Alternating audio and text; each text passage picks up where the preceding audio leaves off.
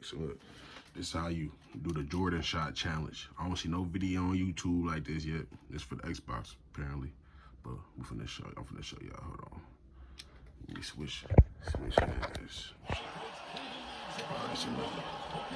So you gotta. Alright. Oh damn, I got fucked up the first time, see? This is real life right here. It's good. It's kinda hard doing it with one hand though.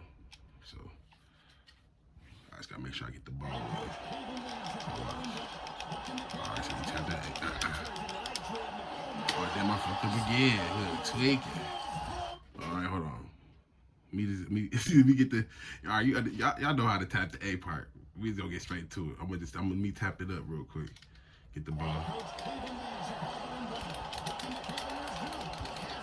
Alright, Jordan got it. Alright. So you gotta move. Oh damn. So you see what I'm saying? I'm gonna do it again though. But you gotta move the stick.